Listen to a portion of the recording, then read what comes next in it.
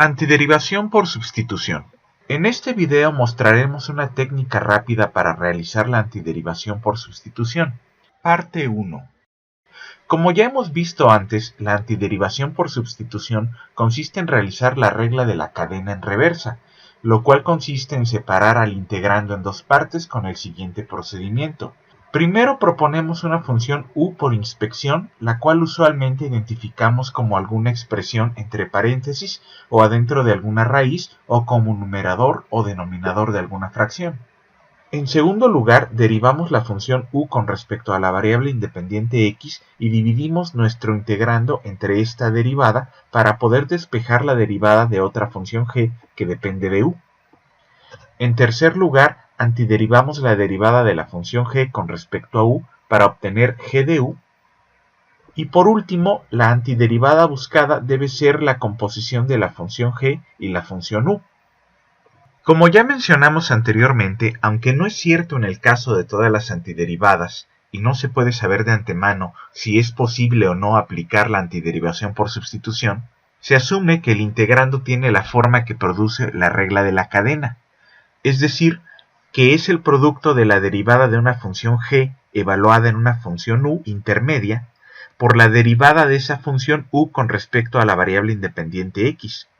También se sabe, dado que toda función es antiderivada de su propia derivada, que esta antiderivada es igual a la antiderivada de la derivada de g con respecto a u.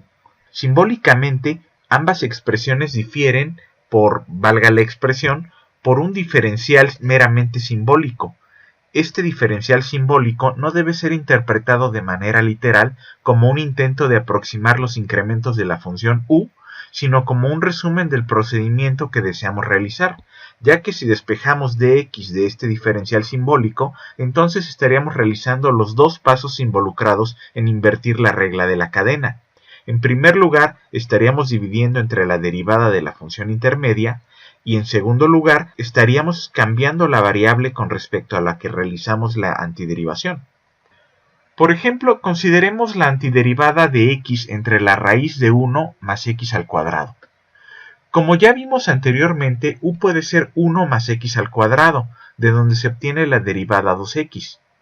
Al despejar de x obtenemos du entre 2x, así que al sustituir u y dx, nuestro integrando se puede reescribir como el producto de x entre la raíz de u por du entre 2x. Después de simplificar y reescribir, obtenemos que la antiderivada es raíz de u, es decir, raíz de 1 más x al cuadrado. Antiderivemos ahora x al cubo por coseno de x a la cuarta potencia más 2 con respecto a x. Si hacemos u igual a x a la cuarta potencia más 2, obtenemos que la diferencial de u es 4x al cubo por la diferencial de x, de donde podemos despejar la diferencial de x para obtener la diferencial de u entre la derivada de u.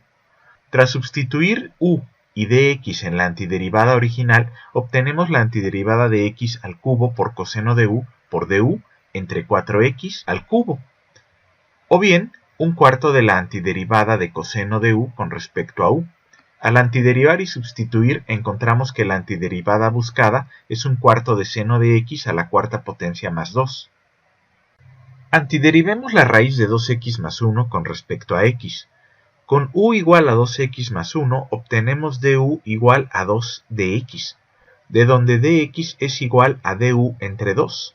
Al sustituir y simplificar, obtenemos un medio de la antiderivada de u a la potencia en medio con respecto a u, lo cual nos da un tercio de u a la potencia 3 medios, es decir, un tercio de 2x más 1 a la potencia 3 medios.